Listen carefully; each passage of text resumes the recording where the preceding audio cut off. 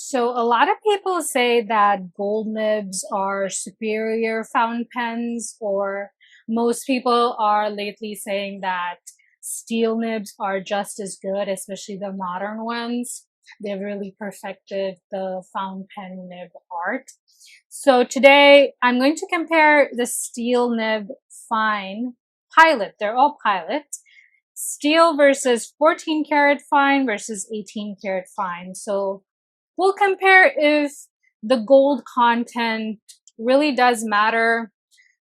Spoiler alert, there is some differences and you can definitely tell the differences, but there is a use for each one, and each nib material provides a different experience and a different use for each of the nib material. So I have the 18 karat in Fermo. It's the Pilot Vanishing Point, but in Fermo. And then I have my Pilot E95S in the 14 karat gold nib. And for the steel, I have two because Pilot does have very good quality control, but sometimes, once in a while, there is some difference, some discrepancy in some of their nib units, and I'll share that. So I have a fine in their Kakuno family series, and then a fine in their Kakuno madoromi series.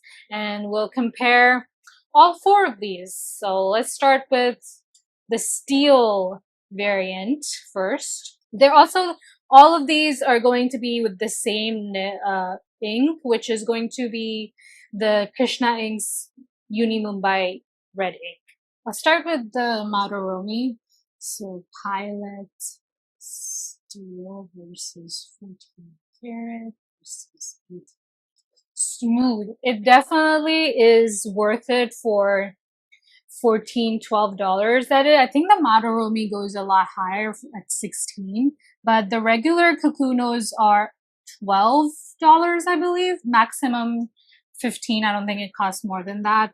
But here is the madoromi. It's a lot smoother and the fine feels more like a Western fine than the true Japanese fine. Blue fine. Here's what the line looks like. Smooth, wet writer for sure. Madoromi is 16. Now, the Uni Mumbai, the madoromi has Yoroshizuku Momiji, but the ink doesn't matter. The madoromi pens are just more wet writers. Kind of looks the same currently, but I get a lot more control and a bit more feedback with the family Kakuno. Still smooth and still a wet writer for sure. Family blue. It's the father Kakuno. Father. Smooth wet writer. But I get more control.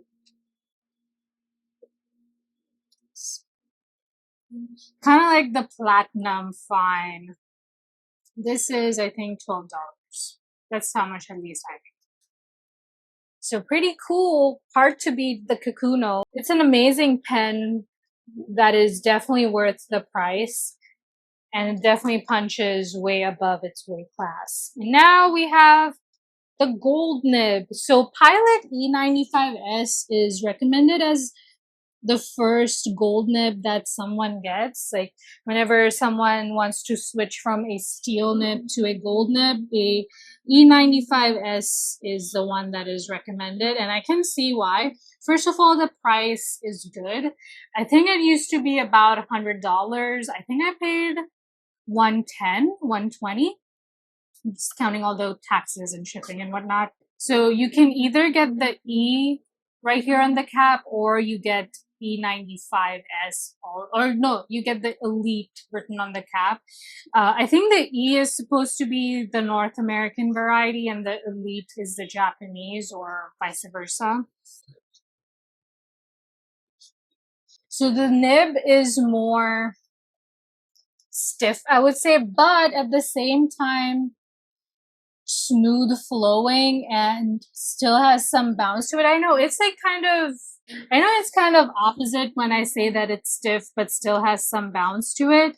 Because when you write, the nib doesn't like, it doesn't give you much line variation. There is stiffness to it. It is the right, like writing with a nail. Not as stiff as the Waterman Kareem, but still has some stiffness to it, but it's still quite bouncy. It is, the line is bigger than a fine. I have seen that the extra fine is a lot bigger. So I think the E95S doesn't have the best quality control in terms of line width. Okay, like if you need the pen to be extra fine or fine, I would suggest you go in store and check it out to make sure that you get the line width that you get, because online there could be some variations to it. But it is a very, very good beginner gold nib fountain pen, and just in general too, not just for beginners. I said beginners because the price is like a good entry point price, and it looks like a pocket pen, which is amazing for on the go. It is snap cap, which again, really great for on the go and convenience, ease of use. But then it also transforms into a regular sized fountain pen. It's almost the same size as a Kakuno, maybe a little bit longer once capped. Capped, it is shorter, but not by a lot. Like, so you get a really good pen for the price. In terms of weight, it is a good weight. It's not particularly light, but it's not particularly heavy either, which the hefty one comes in later. But this is a good on the go pen, and also just for regular writing. Also, it looks like I have blood on my hands, or Ulta. It looks like I have Ulta on my hands. Okay, now for the most expensive pen. I think this is my most expensive Pilot pen in general too.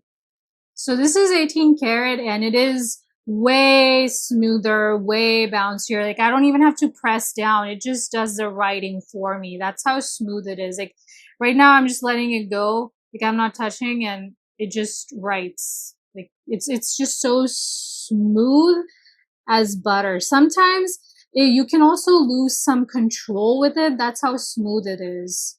I really love this pen. It's worth the price. So this one I paid $160 for, but currently it is discontinued, so you can only find it on gray market, and on the gray market the prices have increased significantly. The last time I checked, I think it was $225 or something like that. So this is the Pilot Capless Fermo. So this is a twist capless. There is also the click capless. Like, this is the one that is the common, the popular. I have this in fine medium, which is why I didn't pull this out. But this is, there is no sound to it. It's quiet. The pen looks beautiful. It is heavy. It's a hefty pen. It's full metal body. The nib unit is gold and also metal, so there's no plastic except for the cartridges, which is why the heft comes into play. It's also well balanced. Like, you would think it would fall on the back or front, but it's fairly well balanced.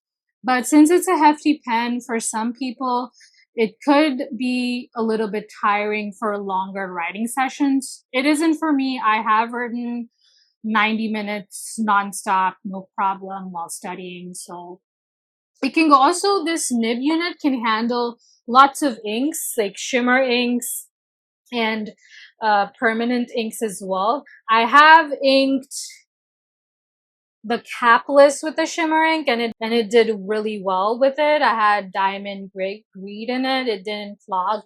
I've also had permanent ink in my Fermo. I had a carbon black, and it washed out fine. I didn't let it dry. The key point is that you don't let shimmer or permanent inks dry, because then it's a pain to clean out. I wouldn't put any shimmer or permanent inks in E95S because the nib doesn't come out. You have to just keep pouring water through it and hope for the best or let it soak. Don't pull any of these out. It's kind of hard to put them back together. You can't really disassemble this pen. It's hard to put together. The Kakuno you can very easily take apart, no problem. It's easy to clean. The full nib unit comes out, you can put it together. It's very easy to clean, amazing pen.